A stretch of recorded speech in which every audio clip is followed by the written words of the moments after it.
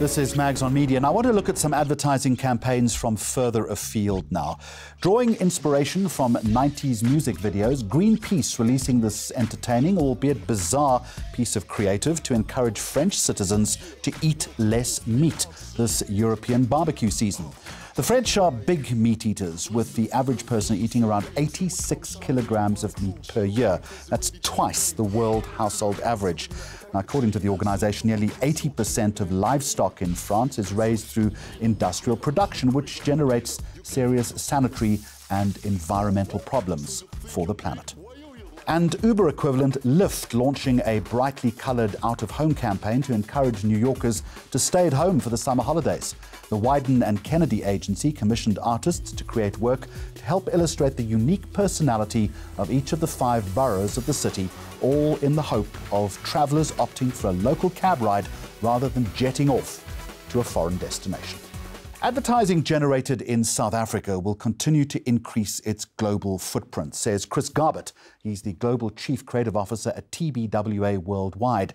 He was in South Africa for a quick visit and in an interview told me that brand building has become more difficult and a lot more competitive in a continually fragmenting world. And he says ethics are to become a new marketing currency. So this is an interesting concept. The agency group TBWA talks about the words advertising and agency being outdated concepts. You're almost talking against yourself. What's your understanding of that?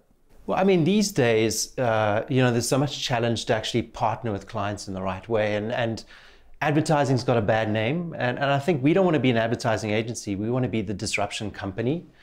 And what that means is really like entering a relationship with clients on a consultancy level, helping them shape their business, their brand experiences, and being a lot more of a cohesive partner with their in-house agencies as well. You've seen the consultancies themselves, the Deloittes, the Accentures, going into that space as well. This entire world has become very opaque, hasn't it? It has, but I think what we've got over the consultancies or the in-house agencies is neutral points of view, and we can actually act as our clients' biggest competitors in a way and give them a very accurate point of view about where they stand in the market, the category conventions, and really help them cut through all of that. So the idea of disruption then, this is what the network has based its relationship or its reputation on. How has the idea of disruption changed as the world that you illustrate has become that much more fragmented? It's more difficult to disrupt, surely. Maybe not, I don't know. It is a challenge these days because audiences are fragmented and they're engaged with so many different things on social media. So first thing to do is really just analyze the category conventions out there. The second thing is to understand what the brand vision is and then try and find a disruptive idea that ladders up to a real platform. For example, Apple, Think Different has been a platform we've been working on for 15 years. Or Gatorade, Win From Within. Those are disruptive ideas. But then the challenge is to connect with audiences at the speed of culture. And that's where the challenge comes in because audiences move so fast from day to day and they engage with different things. I'm interested in this thing, culture, because the network has also created something called cultural hubs around the world. What is a cultural hub? How does it work? Well, first of all, I mean, we don't consider other advertising agencies or consultancies our competition anymore. We consider competition being culture. To actually have the ability to cut through all the clutter out there and actually stand out as a brand and connect in meaningful ways with audiences is the big challenge. So in a nuanced way too, you've got to understand almost the micro issues driving a society. That's so true. So we work with an operating system called Disruption Live. And what that means is constant cultural listening with different software and setting up these sort of hubs in different offices that become the central way of working and the operating system of every creative department.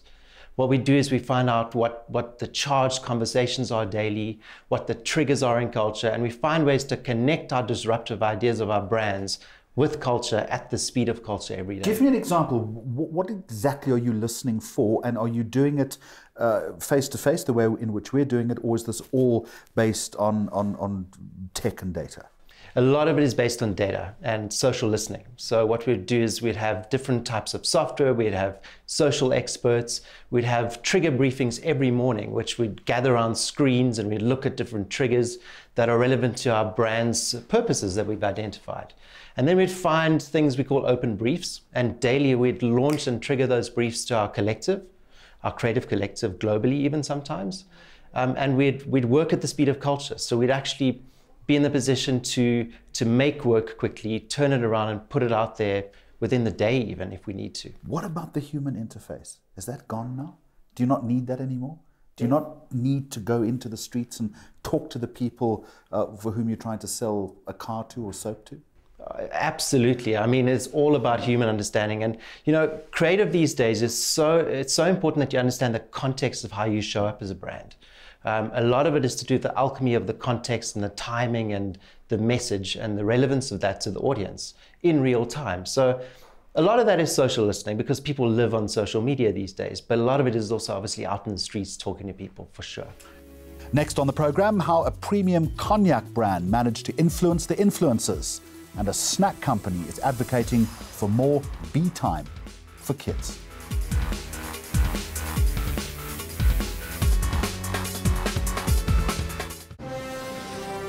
South Africa's first choice for news. This is ENCA.